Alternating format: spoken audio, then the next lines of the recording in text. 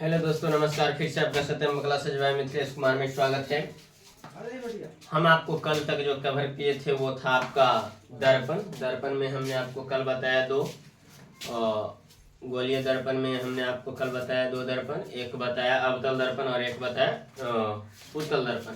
अवतल दर्पण में हमने बताया कि वैसा दर्पण जिस दर्पण का परावर्तक सतह जो है धंसा हुआ रहेगा उसको कहेंगे अवतल दर्पण, और उत्तल दर्पण में हमने आपको बताया कि जिस दर्पण का परावर्तक सतह उठा हुआ रहेगा उसको कहेंगे उत्तल दर्पण। ठीक है, आइए बात करते हैं कि यही दो दर्पण हैं।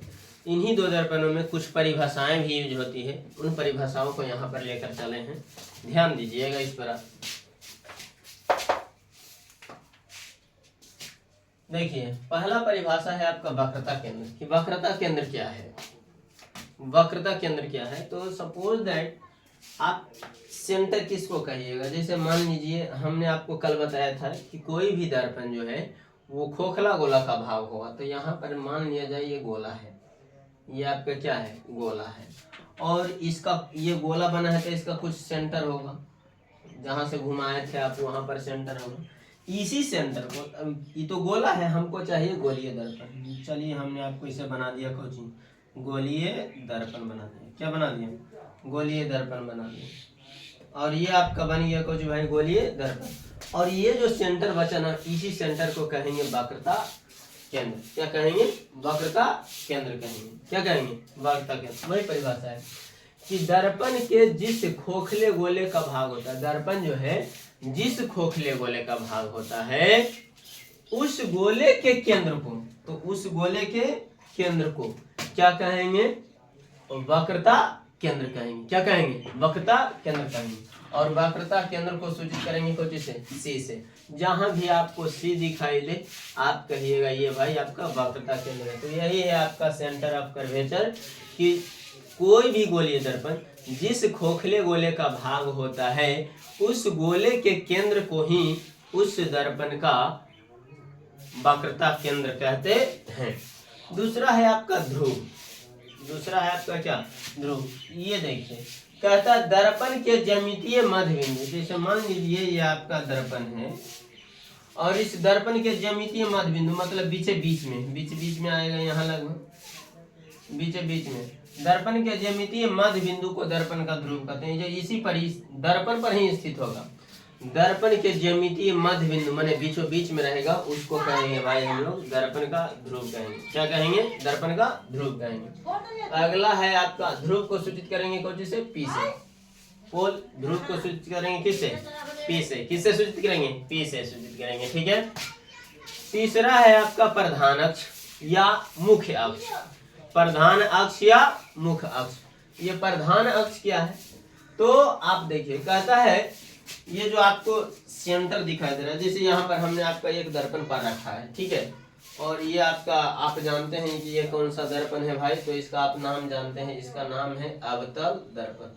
कौन सा दर्पण है, अवतल दर्पण। अवतल हो या उत्तल हो परिभाषाएं सेम होगी, केवल अवतल में जो इधर है उत्तल में सब उठ करके इधर हो जाएंगे। ठीक है,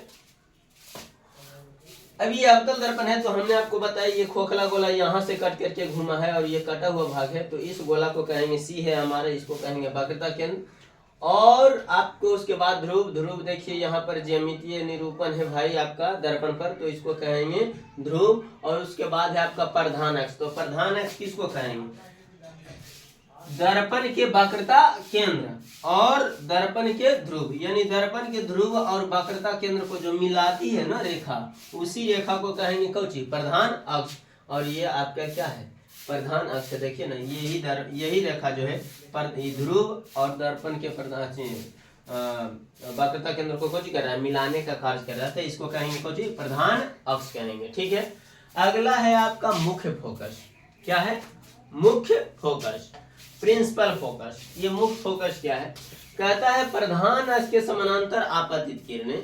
जैसे मान लिया जाए कोई भी प्रधान अक्ष ये है आपका, प्रधान अक्ष के समानांतर कोई आपतित किरणें माने दर्पण पर आपतित होगी, तो ये जो लौटेगी ना, या जहां से लौटते हुए प्रतीत होगी, तो ये जो लौटेगी वो हमेशा यहाँ से होकर के लौटेगी, मानो हमेशा फोकस से होकर के गुजरेगी।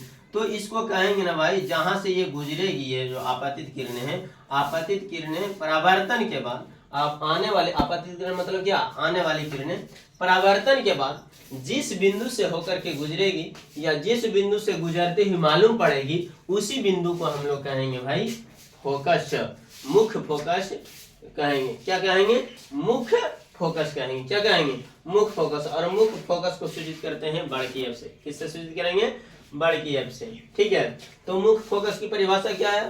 प्रधान अक्ष के समानांतर आपतित किरण परावर्तन के बाद, यानी टकरा कर लौटने के बाद जिस बिंदु से या जहां से गुजरती है या जिस बिंदु से होकर गुजरती हुई मालूम पड़ती है, उस बिंदु को कहेंगे भाई हम लोग कौन सा? मुख्य फोकस कहेंगे। कौन सा कहेंगे? मुख्य फोकस। तो ये बिंदु से होकर के हमारा गुजरेगा तो इसको कहेंगे हम कोची? मुख्य फोकस। यहाँ पर एफ है, इसको कहेंगे कोची? मुख्य फोकस। मुख्य फोकस को सूचित करते हैं बड़ी एफ द्वारा। किस एफ द्वारा? बड़ी एफ द्वारा। अगला है आपका फोकस दूरी या फोकसांतर। फोकस दूरी या फोकसांतर क्या है? फोकस दूरी क्या है या फोकसांतर क्या है? दोनों का मतलब सेम है। तो दर्पण के ध्रुव से मुख्य फोकस, दर्पण के ध्रुव यहाँ है, मुख्य फोकस यहाँ है। दर्पण के ध्रुव से मुख्य फोकस के बीच की दूरी को, इन दोनों के जो बीच दूरी है, इसी को कहेंगे फोकस दूरी या फोकसांतर। और फोकस दूरी या फोकसांतर को सूचित किया जाता है छोटी एफ से। किससे सूचित करते हैं? छोटी एफ से। यहाँ से यहाँ तक के बीच की दूरी को हम लोग को कहेंगे फोकस दूरी कहेंगे। क्या कहेंगे? फोकस दूरी। अगला है आपका वक्रता त्रिज्या। अगला क्या है? वक्रता त्रिज्या। वक्रता त्रिज्या क्या है? तो दर्पण के ध्रुव, यहाँ दर्पण के ध्रुव है, और वक्रता केंद्र, वक्रता केंद्र यहाँ है। दर्पण के ध्रुव और वक्रता केंद्र के बीच की दूरी को, दर्पण के ध्रुव और वक्रता केंद्र यहाँ से यहाँ तक के बीच की दूरी को ही हम लोग कहते हैं भाई वक्रता त्रिज्या। क्या कहते हैं? वक्रता त्रिज्या। और वक्रता त्रिज्या को सूचित किया जाता है किससे? आर से। देखिए आप, यहाँ से लेकर के यहाँ तक की दूरी को ही क्या कहेंगे भाई हम लोग? वक्रता त्रिज्या। यहाँ से यहाँ के बीच, यानी ध्रुव से फोकस के बीच की दूरी को फोकस दूरी कहेंगे या फोकसांतर कहेंगे। ध्रुव से वक्रता केंद्र के बीच की दूरी को वक्रता त्रिज्या कहेंगे। ठीक है, अगला है आपका द्वारक। दर्पण का द्वारक क्या है? कहता है दर्पण की चौड़ाई, ये इतना चौड़ा है, ये इतना चौड़ा है ना, इसी चौड़ाई को हम लोग कहेंगे भाई दर्पण का द्वारक। इसी चौड़ाई को हम लोग क्या कहेंगे?